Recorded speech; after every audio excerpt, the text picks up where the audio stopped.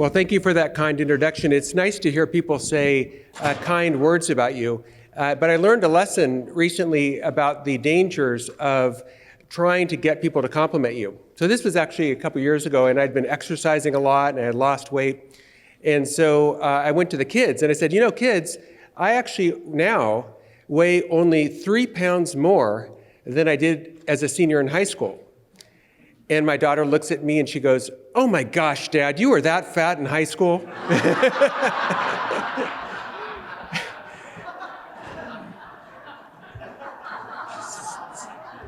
So I guess the lesson is don't fish for compliments. When I talk about my family, I think about many things, but one of the biggest things I think of is the chance to go on adventures. And I had a chance to do this about 15 years ago. I got my dream job. It was a job that was a 40% raise over what I was currently making. And we got to move across the country, and I was director of the honors program at the Catholic University of America. And the parish we went to, that was the best part of all, the parish we went to was the best parish I had ever been in. Great singing, A+ preaching, a very strong, vibrant community. It was completely amazing. I was really, really happy. It was just a great situation.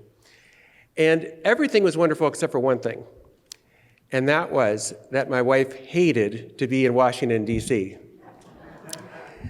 So I thought, okay, what am I going to do about this? Well, I thought, what I'm going to do is I'm going to pray a lot, and I'm going to ask God to make my wife, Jennifer, love being in Washington, D.C. So I started to pray. And a couple weeks went by, 3-4 weeks, and it was not working. And I thought, okay, well now I'm going to really get serious. I'm going to pretend it's Lent, and I'm going to undergo Lenten sacrifices for this intention. So I started doing that. More weeks go by, no change at all. And I thought, I don't know, I guess God needs a little help. So I go to my wife, and I say, honey, I've been praying, and I'm really hoping that God will make things here for you to be absolutely terrific. So you'll love it, you'll find friends, it'll be fantastic. And my wife said, oh, that's very interesting. And then she said to me, well, have you asked God what God wants? And I thought to myself, no, I have not. And so the next couple weeks went by, and I was too afraid to ask God what God wanted. I thought, I love it here. This is fantastic. Why would I, drag God into this? So a couple weeks go by, and then I thought to myself, well, God does know everything, and God is all loving, and so maybe I should just consult and check in and maybe to see what God thinks about this whole situation. So finally, I got up the nerve to pray about it. And almost immediately, I came to the conclusion that God wanted me to return to Los Angeles. And I was reluctant to believe this, and so I prayed about it more and talked to people that I respect and did as much due diligence as I could to try to determine whether this was, in fact, God's will. And basically, the more I looked into it, the more I became convinced that it was God's will. So I moved back to Los Angeles. And I would love to tell you that when I got back to Los Angeles, I was a happy camper. That would be a lie. I was very, very unhappy. And so since I'm a scholar and have written books and articles, I thought, I'm so unhappy, I thought I need to figure out what to do. So I did what a scholar would do. I went to Google. And I said, how to become happier. Google that in. And what I discovered through Googling was that there's a whole field of psychology called positive psychology that investigates the nature of happiness. And in positive psychology, what they do is they actually test out different proposed ways of being happy as they would test out medications. So if they're trying a new medication, right, they do what's called double-blind studies. So imagine everyone on this side of the room is taking the medication, everyone on this side of the room is taking a placebo, large numbers of people, and then they evaluate and see, okay, well, did the medication actually deliver on, the hoped for results or not? So that is what they did in terms of testing what actually will make you happy. And this is empirical science. This is, for the most part, not people of faith at all. And so I looked into this whole field of positive psychology. It's really fascinating. So what I want to talk to you today about is how this psychological science relates to the practice of faith. How do these two things relate? So first, let me try to define my terms. So what do I mean here by happiness? Happiness, as you probably know, has been defined in many different ways. And so what I'm going to do is define happiness as it's used by probably the most prominent of all people in positive psychology, the founder of positive psychology, a University of Pennsylvania professor named Martin Seligman. Martin Seligman, in about the year 1999, proposed to the American Psychological Association that they focus rather on happiness rather than depression. So for most of its history, psychology is focused on anxiety, depression, problems. But Seligman said to the American Psychological Association, we should also, not give that up, but also focus on signature strengths, resilience, optimism, what makes life good, not just anxiety and depression and things like that. So how does Seligman define happiness? He thinks of it in terms of what he calls PERMA. PERMA, first positive emotion. So part of happiness, not the whole of it, is positive emotion, being upbeat, etc., joyful. Secondly, engagement, flow, being in the moment. So all of you probably have had this experience of being so caught up in an activity that maybe an hour or 2 hours go by, and for you it feels like 20 minutes because you're so engaged in doing jujitsu or playing golf or talking to a friend or whatever it is that really engages you, right? Third, relationship, the R of PERMA. And that is really the most important aspect of happiness as Seligman understands it. There was a very famous study at Harvard University called the Grant Study, and it started with undergraduates at Harvard, and it interviewed them over the course of their whole lives. So from the age 19 or 20 all the way till their deaths, and some of them in their 80s. And the lead researcher on the Grant Study was asked, well, what did you find when you studied all these people for decades and decades and decades? What did you find about what leads to a very positive, good life? And his answer was quite simple. He said, happiness is love, full stop. Happiness is love, full stop. The people who had loving relationships, who had warm, deep friendships, who had good relationships with their family, if they were married, had a good relationship with their spouse and kids, those people had very flourishing, happy, wonderful lives. And people who lacked that, even if they had lots of money, even if they had lots of power, even if they had lots of prestige, did not have happy lives. In fact, most of those people who lacked loving relationships in their lives ended up dying young. Loneliness literally can kill people. M, what does M stand for? M stands for meaning. And meaning is making a contribution to a project larger than yourself. It is distinct from positive emotion. You can have a lot of meaning and not have a lot of positive emotion. So for instance, Winston Churchill was someone like this. Abraham Lincoln was someone like this. They did unbelievable things in the world to contribute to the flourishing of others, and yet both of them were plagued with a dark dog of depression. And the final part of happiness, according to Seligman, is achievement, A. And what is achievement? Well, achievement is getting your goals done. I imagine many of you have a to-do list. And when you go through your to-do list and check it off, you feel at the end of the day, if you checked it all off, all right, well, I move forward in life. And we have our everyday to-do list. We have to-do lists for the month, maybe the year, maybe even for our lives. But achieving something is part of happiness. So Seligman says that PERMA, positive emotion, engagement, relationship, meaning, and achievement, this is how he defines happiness in an empirical way. He says all this can be empirically verified, whether the degree of that someone has these things. So how does PERMA relate to the practice of faith?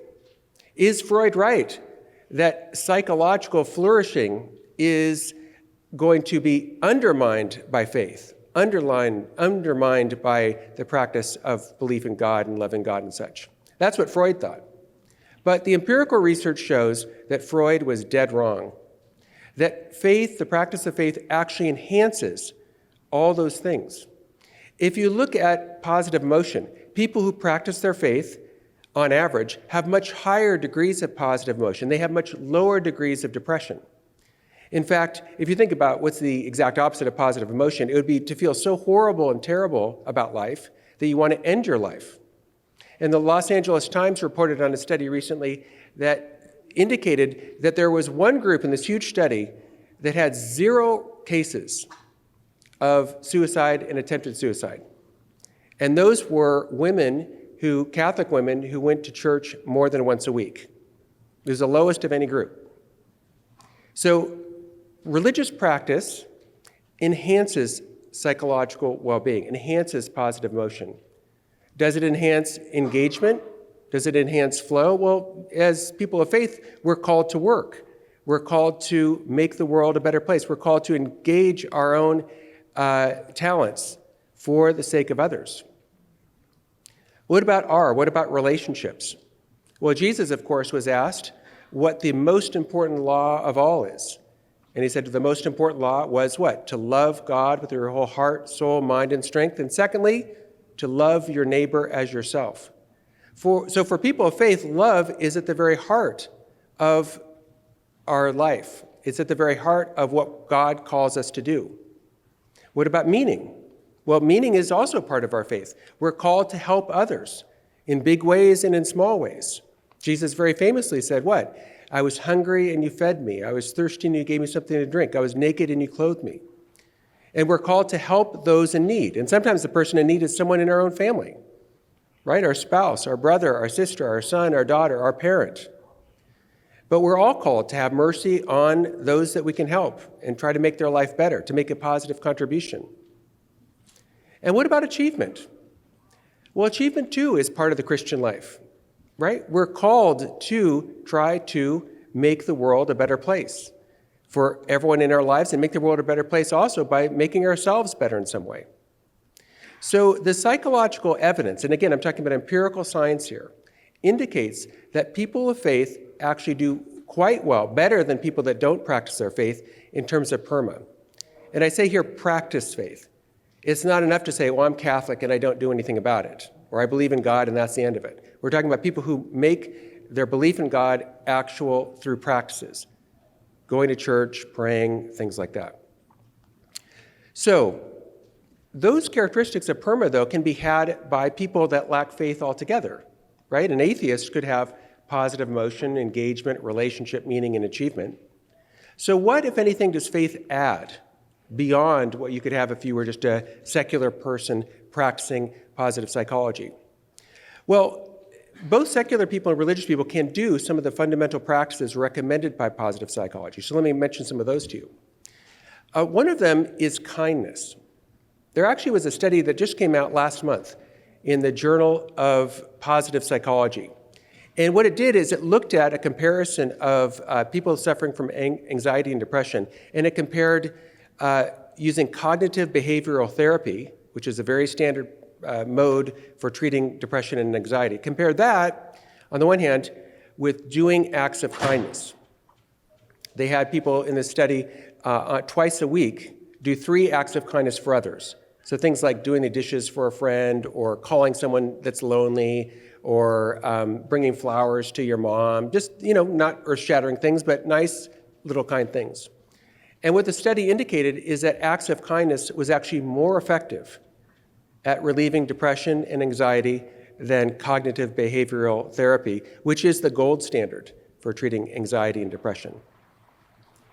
Another thing recommended by positive psychology is gratitude.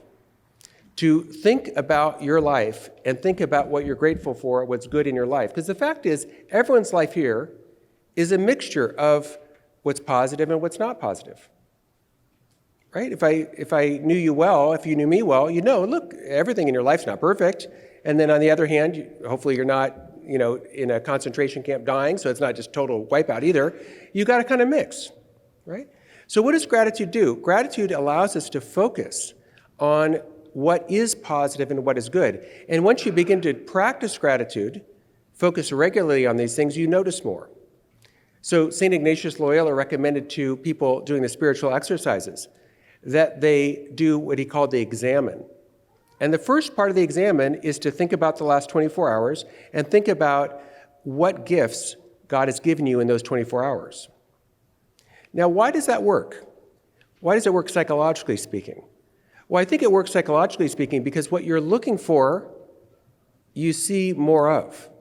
I mean, imagine if every day, at the end of the day, you thought about the number of people you saw wearing white shoes, right? And you did this every day. Who's wearing white shoes? You would look around and you would notice people's shoes more, right? It's just natural. What you're looking for, you see more of.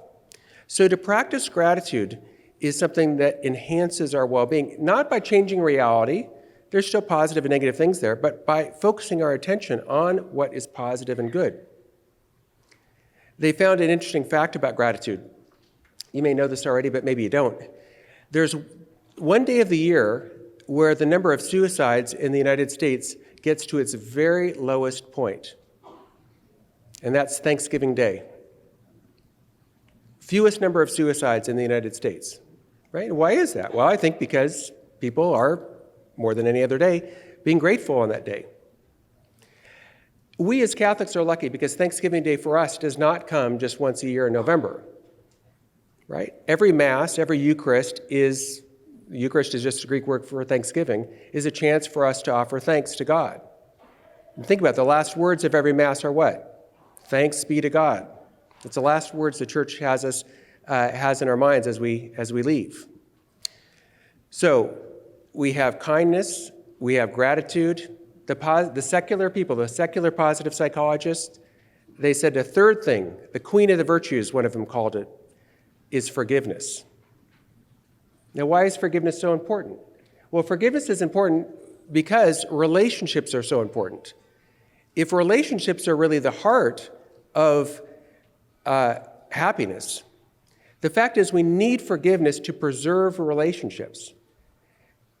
Every single relationship, whether it's friends or spouses or whatever, one person or the other is going to, at some point, do something offensive, step on someone's toes, accidentally or on purpose harm someone.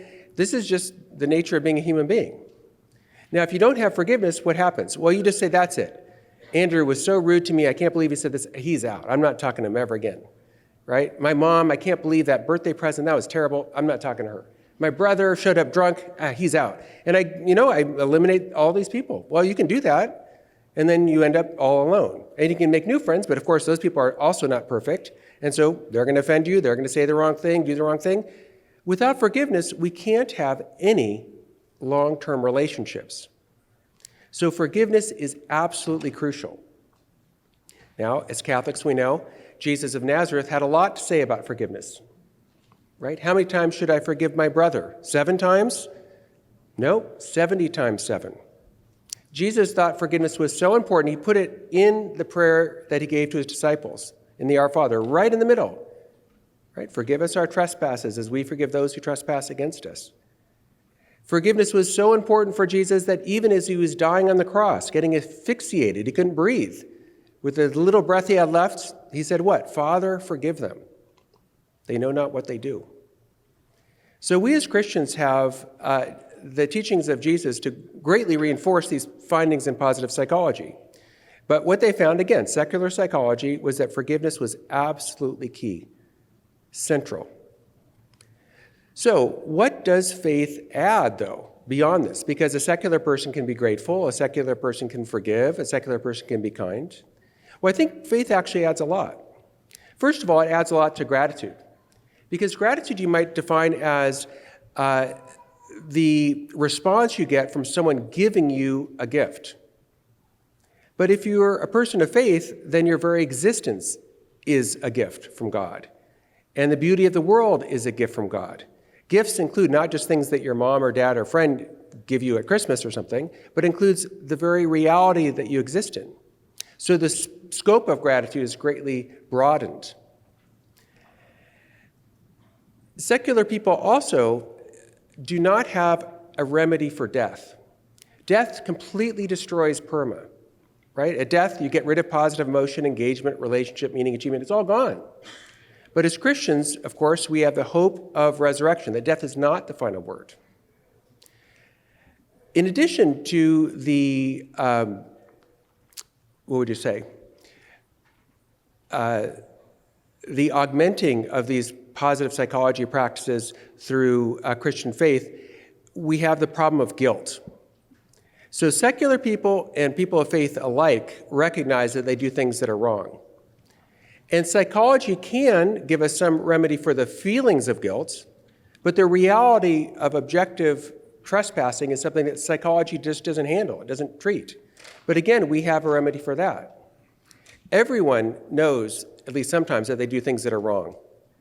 But we as Catholics are incredibly fortunate because when we do things that are wrong, we have this remedy, right? We can go to virtually any church on any Saturday and be able to receive the forgiveness of sins. You might liken it to making garbage. Everybody makes garbage, right? You eat a banana, you got a banana peel. But most people carry their garbage around. They've got months, even years, decades of thrown away banana peels and old whatever and all these things, and they're burdened by it. And we can find that remedy in confession. And most importantly of all, positive psychology is neutral with respect to God. So there are some positive psychologists like Robert Emmons who are people of faith Christians. There are others who are agnostic, like Martin Seligman. And then there are others that are atheists. But if we're going to find the deepest possible happiness, God needs to be part of the conversation. And the reason is that the nature of the human person is to try to seek after the truth. Aristotle talked about this. He said that man by nature desires to know. We want to know the truth, but the fact is we can never fully understand the truth here and now. Our desire to know is never fully satiated. And we want to have perfect goodness. We want to be perfectly good. We want those that we love to be perfectly good, but no person on earth is perfectly good. And most of all, I think we want perfect love. But we can never find that in any fallible, imperfect human being. So if we're going to have perfect truth, perfect goodness, perfect love, we need God, who is perfect truth, perfect goodness, and perfect love. And positive psychology just leaves all that out. All right, well, if everything I've said is true, then you might say, what about so-and-so at the parish? We'll call him Frank, who is miserable. He has a big frown on his face at all times. He is the most grumpy, unhappy person I know. Right? I mean, well, raise your hand. I'll ask you. Raise your hand. Do you know any people of faith that are unhappy, grumpy? All right. All right. So doesn't that just refute everything I just said? I don't think it does. I don't think it does. What explains that phenomena? Which is true. There are some people that practice their faith that are nevertheless quite unhappy by their own account and by external measures like, how they behave and such. Well, what accounts for that? Well, I think positive psychology can help us understand this a little bit better. The first thing to note is that according to positive psychology, people have a genetic set point for happiness. So think about it in terms of health. You might say some people are just born being very healthy, right? They rarely get colds. They, overcome, cuts quickly. They live to be 95. They're just kind of born healthy. And there are other people that are born quite sickly, right? They're in bed every other, month, and they're always sick. But the same thing's true of happiness.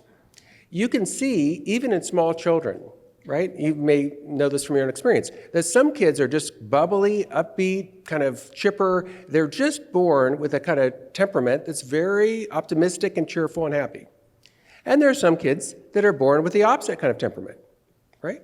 So when we're looking at Frank, could it be the case that Frank, unfortunately, was just born with a kind of downbeat, pessimistic, not too very happy temperament?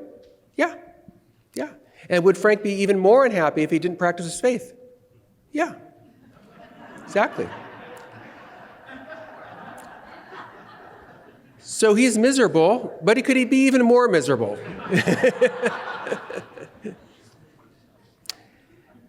The second factor is that whether you have faith or whether you're an atheist, Neither way are you immune from physical health problems or mental health problems.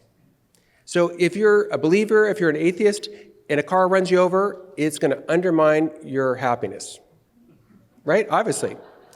If you get cancer, it's going to undermine your happiness, at least to a degree. And the same thing's true of mental health problems. Being a person of faith doesn't make you invulnerable to depression, to anxiety, to other mental health problems. It is true that practices of faith guard against that to a degree, help to a degree to mitigate that, make it less likely that you're going to have these sorts of problems, but they do not take it away.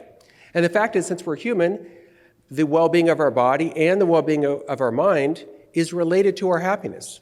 And so if you have someone, Frank, who has physical health problems or mental health problems, he's going to be a lot less happy than he otherwise could be. A third factor is sin and wrongdoing. Jesus tells us to love God with our whole heart, to love our neighbor as ourselves, but that doesn't mean that we automatically do that. You can have people of faith who fail to love God properly, who fail to love other human beings properly, and maybe most of all, they are their own worst enemy. They fail even to love themselves properly. And if they do that, they are going to be considerably less happy than they otherwise would be.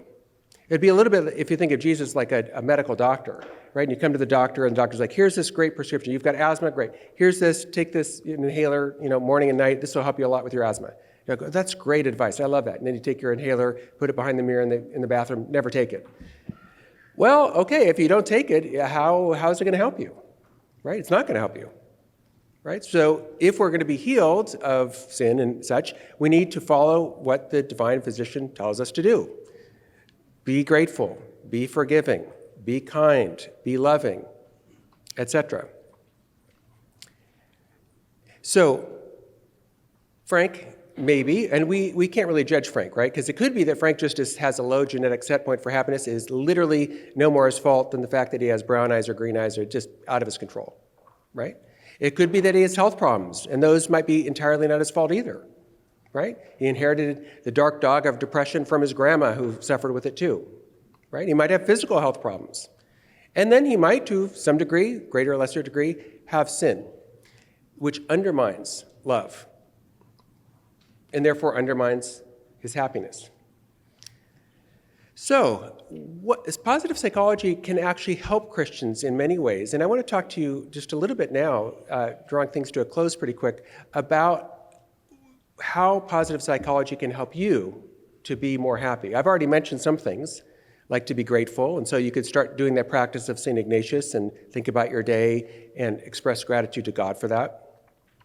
But let me suggest that when you think about wrongdoing, Thomas Aquinas said that there are 3 different causes of wrongdoing. And the first is ignorance, right? Some people do things that are wrong, and the reason they do things that are wrong is that they just don't realize and know what they were doing. Secondly, he said there's malice. And that's when someone does something wrong just to be really evil and mean. And the third, Aquinas said, was weakness of will. Now, I don't know about you, but I bet you guys are good people. So I doubt when you do things wrong, you have no idea at all that it was wrong. And you're like, really? That's wrong? I had no idea being mean to my mom was wrong. Okay, well, now I know. Thanks for filling me in. That's a good tip. And then I doubt, too, since you guys are good people, I doubt that you typically do wrong because of malice. You're just like, I'm just filled with malice and hatred. I'm just going to torpedo this person because I'm just filled with evil. Well, probably not you either. So what is the most typical cause, it seems? I'm not a priest, so I haven't heard people's confession, but I'm guessing the most typical cause of people doing wrong is weakness of will. They know the right thing, and then they get in the moment, and one thing leads to another, and oh my gosh, before you know it, they're not doing the right thing. Right? Weakness of will. So what can we do about weakness of will? Well, positive psychology has explored this quite in depth, and so I want to share a couple things that I learned from this research that might be helpful for you. The first thing is that willpower is a little bit like a muscle. If you want to become more strong physically, what should you do? Well, you should work out with weights. Right? If you want to become a better runner, what should you do? Well, you should run, right? You should exercise those muscles.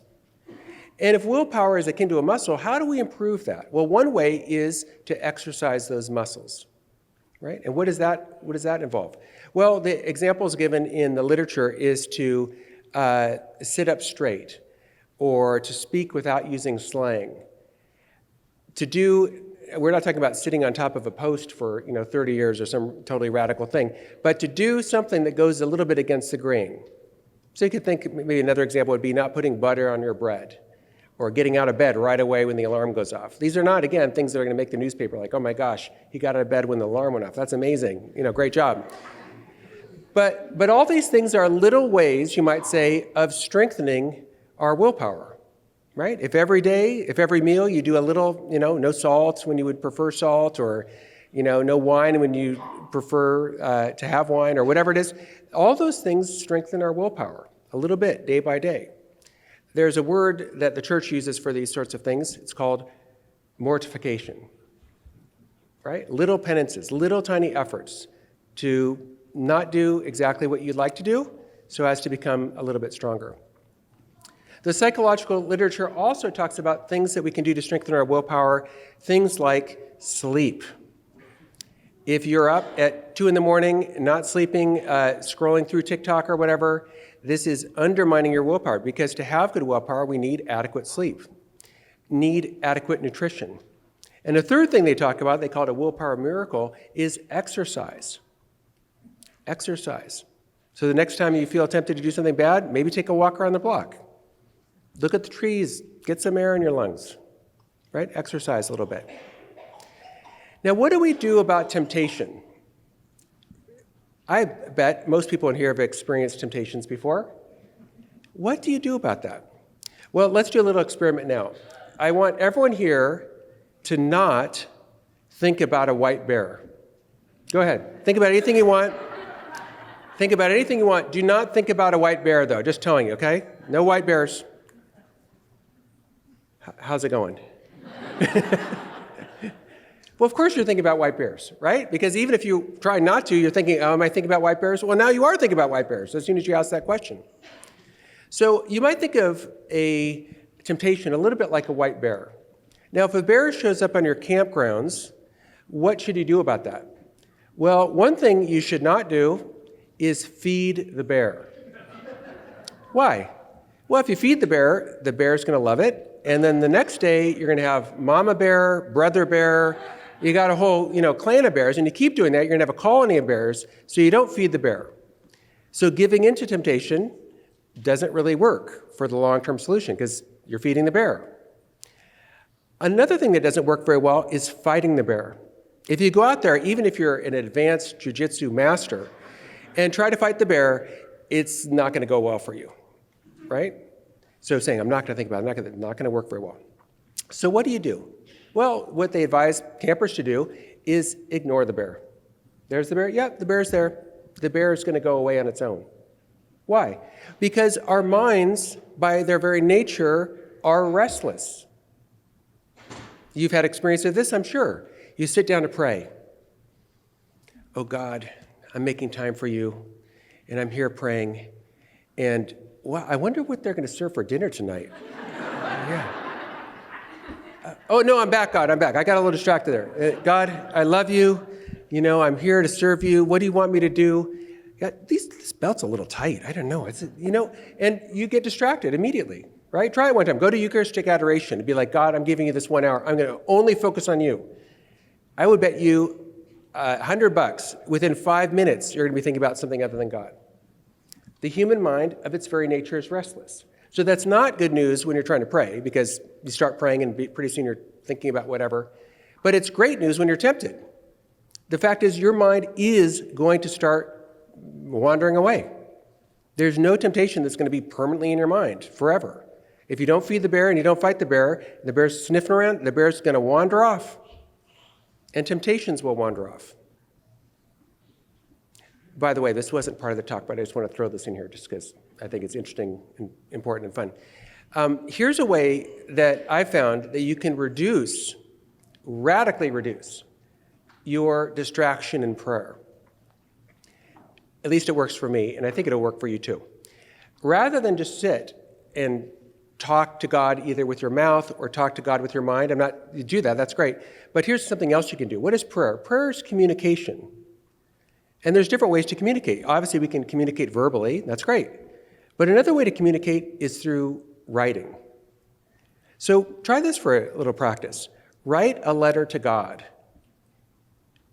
or write a letter to Jesus, or write a letter to Mary. Maybe even write a letter to your holy grandma who's with the Lord now.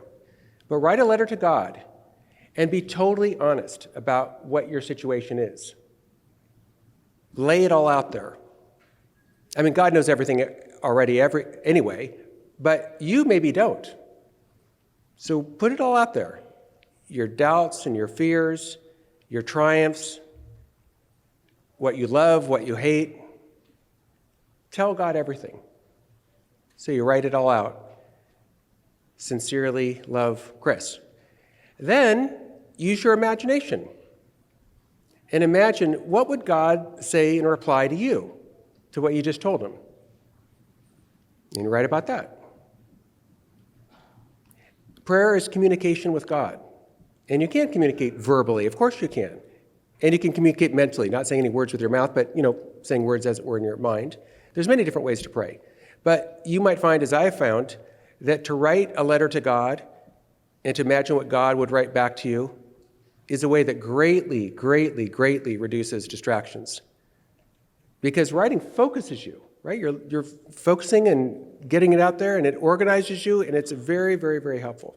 So that might be helpful for you. So what I've tried to do in this talk is talk about happiness and science. And I hope you got the message that contemporary psychology does not vindicate the claims of Freud, that the practice of faith and psychological flourishing are somehow at odds, as if you'd have to choose, I'm going to be psychologically healthy, or I'm going to be someone who practices their faith. In fact, contemporary research has found just the opposite, that people of faith who practice their faith are, on average, more psychologically healthy than those that don't. I talked also about Martin Seligman's PERMA understanding of happiness, positive emotion, engagement, relationship, meaning, and achievement, and how people of faith really do manifest all 5 of these characteristics of happiness.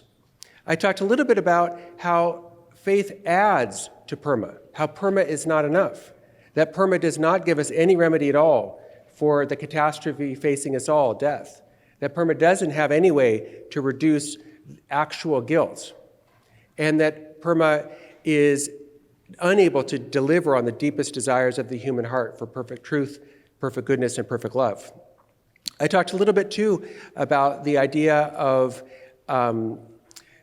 that some people of faith may nevertheless be less happy than others because of their genetic makeup, because of their physical or mental health issues, because of their own sinfulness, or normally some combination of all of those.